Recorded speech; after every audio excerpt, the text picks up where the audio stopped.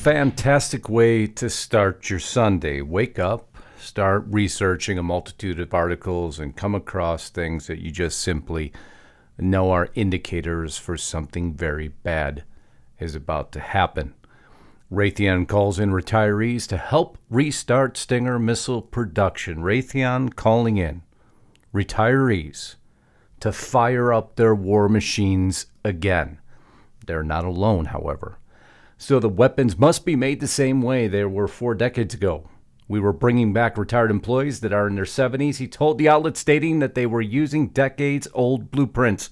We're pulling test equipment out of warehouses and blowing the spider webs off of them. For what, you might ask? Such developments could be attributed to a rise in global threats and geopolitical instabilities, as well as increased defense spending. These projects are expected to benefit Boeing, along with other U.S.-based combat jet manufacturers like Northrop Grumman, Lockheed Martin, and Textron, to name a few. But just the beginning of the story. Because when Biden and the administration, the Pentagon, decide to release cluster munitions to Ukraine, I can't tell you how catastrophic that decision is.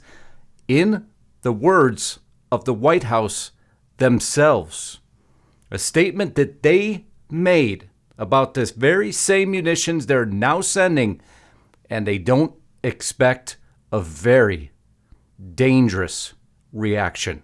And that's why now, when the military machine is firing back up, it is of paramount concern, a red alert, and that's what this broadcast will be on today. Huge favor, please. Again, I know we say it every time, but we need to make sure you are still subscribed to Lisa. If you haven't subscribed, take just a second to do it. It's one button. Make sure your bell is checked so you're alerted to upcoming broadcasts.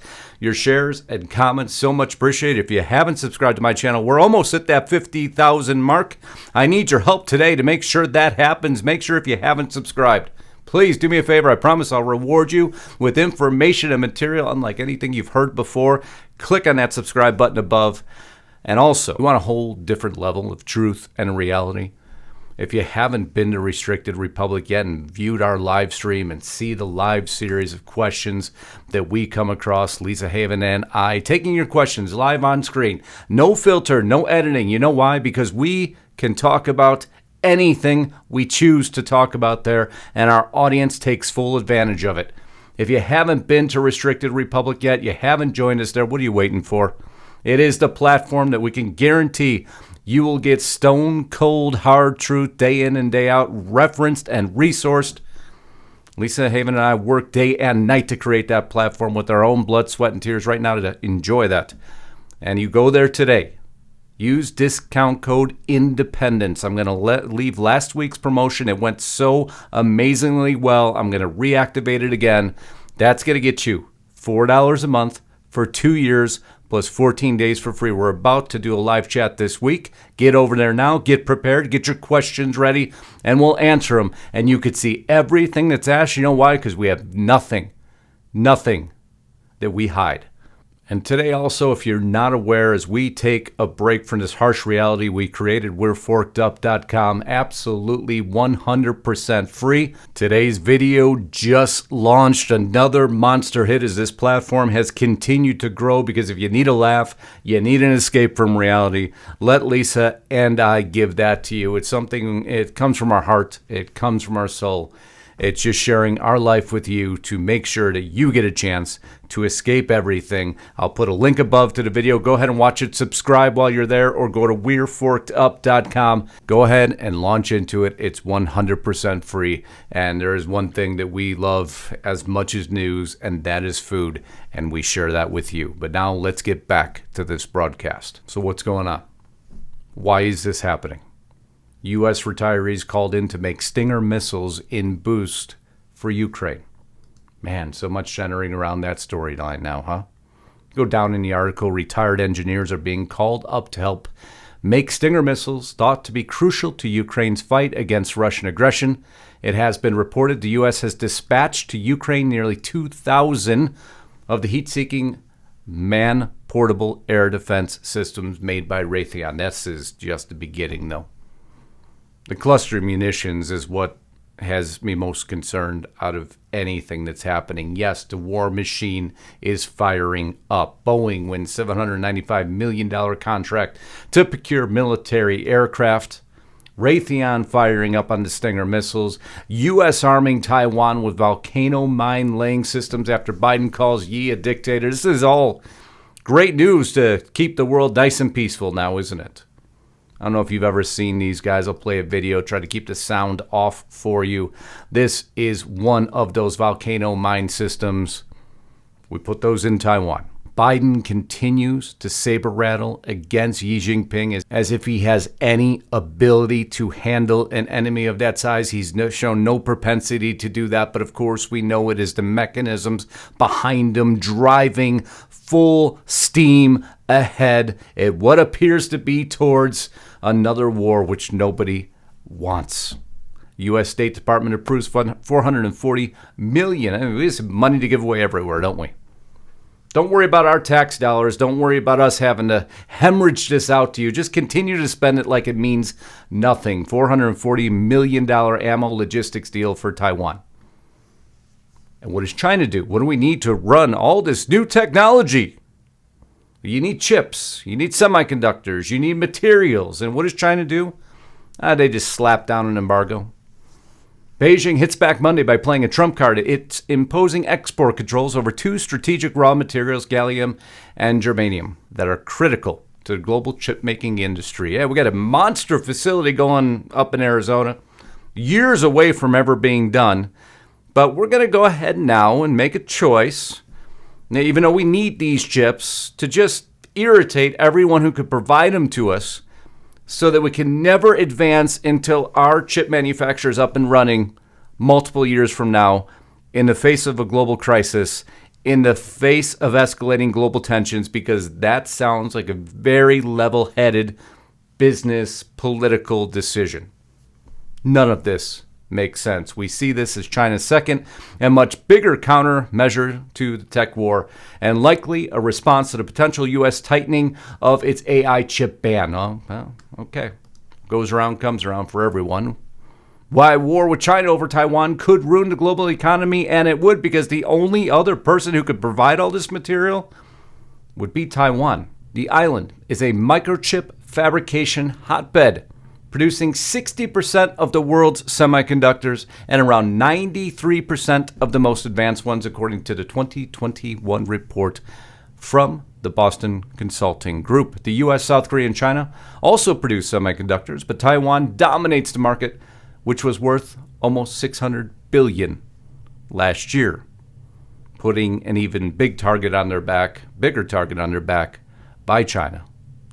But if we push them towards an escalating war front, and war was to break out, we've pretty much crippled the entire supply line.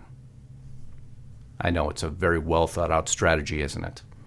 China says it wants more cooperation with Russia's military. Great job, Biden. Once again, let's just keep pushing China and Russia closer and closer and closer together, and don't expect a very negative result from that political haggling that you really aren't doing at all, because you're allowing the Pentagon and your advisors to make decisions to escalate a conflict against American interest, and we're all supposed to sit back here and pretend it's okay. And to make matters even worse, we decide to send cluster munitions to Ukraine.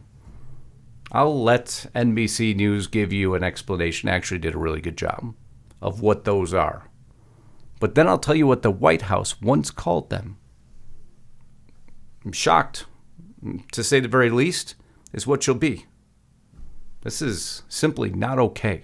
Think of it as a warhead that when it explodes, it releases a whole bunch of additional sort of smaller munitions or bomblets. And they have two main missions. One is what the military calls anti-armor. It has the ability to pierce through an up-armored vehicle. The next one is anti-personnel. The reason they're called anti-personnel, Ellison, you may imagine, is because they have the potential to do a lot of damage to an individual. Now, the reason these are so controversial is because when you consider these little bomblets, they don't always explode. Now, the U.S. says and it's called a dud rate. Boy, these things sound absolutely wonderful, don't they? I can't see how they would escalate any conflict whatsoever. Everybody else will just roll over and let it happen. Well, even the U.S. at one point in time didn't roll over and just let it happen. Here was Jen Psaki and what she had to say on all this. There are reports of illegal cluster bombs and vacuum bombs being used by the Russians. If that's true, what is the next step of this administration, and is there a red line for how much violence will be tolerated against civilians in this manner that's illegal and potentially a war crime? It would be. I don't have any confirmation of that. We have seen the reports. If that were true, it would potentially be a war crime. Obviously, there are a range of international fora that would assess that. That's phenomenal. You called what you just sent to Ukraine something that would be a war crime. That's the White House press secretary at the time. Insanity, isn't it? Congress of the United States, July 17, 2013, in the body of the text, it states, as you know, the cluster munitions are indiscriminate weapons that cause unintended harm to civilians and civilian infrastructure, in many cases long after the cessation of hostilities. In fact, cluster munitions dropped by the U.S. Air Force over Laos during the Vietnam War continue to pose a danger to civilians nearly 40 years after the end of the conflict. 8,750 square kilometers in Laos remain riddled with unexploded ordnance, aka duds, as they called them. Great. So then what changed? Oh, it's only a 2% dud rate now, so it's all better. It's not better for anyone. That was signed by Dianne Feinstein, Patrick Leahy, and James McGovern. That was during the Obama administration, if I remember correctly. So let's recap really quickly here. Rule-based International Order version 23.7.7. That's a joke, of course. This update contains the following enhancements and bug fixes. Cluster bombs have been upgraded from war crime to important tool to bring the killing to an end. All countries should update as soon as possible because, once again, the Biden administration has said so. This decision, not supported by many countries, many of those countries banning the use of this munition. Germany opposes sending cluster munitions to Ukraine. Oh, wait, there was a reason, though. I'm sorry. Jake Sullivan told us the reason. I'm ashamed that I didn't listen closer, but I'll let you listen to what Mr. Sullivan has to say. We will not leave Ukraine defenseless at any point in this conflict, period. Second, Russia has been using cluster munitions since the start of this war to attack Ukraine. Russia's been using cluster munitions with high dud or failure rates of between 30 and 40%. In this environment, Ukraine has been requesting cluster munitions in order to defend its own sovereign territory. There we have it. I know it's a very uncommon storyline. Russia did it. So if Russia did it, we'll do it. That is the very in-depth, intellectual, international, global crisis response that America has developed and now deployed for the world to listen to. These are horrible weapons. They shouldn't be deployed in any country. Plain and simple. The UN says it has credible reports of Russian use of cluster bombs in Ukraine. The UN Human Rights Office said on March 11th that it had received credible reports of several cases of Russian forces using these bombs in Ukraine, and so now I guess that gave us license to go ahead and do the same. But, I mean, you could be thinking that we would run out of these fairly quickly. That would be incorrect. Antiwar.com states, while the U.S. hasn't banned cluster bombs, its forces haven't used them since one known incident in Yemen in 2009. The U.S. had been producing and selling cluster bombs to its allies until a few years ago. In 2016, Textron, which I mentioned to you, Systems, stopped producing Mk-20s when the U.S. stopped selling them to Saudi Arabia, but a congressional aide told Reuters that there is about 1 million of the bombs in U.S. military stockpiles. the new and improved version, the lower dud rate according to them, 1 million in U.S. military stockpiles. I guess we're to assume that those are all the new version with the lower dud rate that most countries have banned use of because they consider it a war crime. Following the logic here? If you are, I'd really like to come have dinner with you because it is tricky logic to follow because it is illogical. Germany rejects cluster bombs for Ukraine as clip surfaces of Biden administration previously calling them a war crime, which they did. And hence, we are in the midst once again of a major international crisis that the Biden administration has served us wholeheartedly right into the middle of because of their own statements. You can't make this up. It's as black and white as it appears to be, as long as you know how to frame in the discussion point from a valid, logical, truthful, referenced sense. That's what we do here at Restricted Republic on Lisa Haven's channel, on my channel, to make sure you always have the information straight. Until next time, I love you all. Godspeed and God bless. Justice Knight, signing out.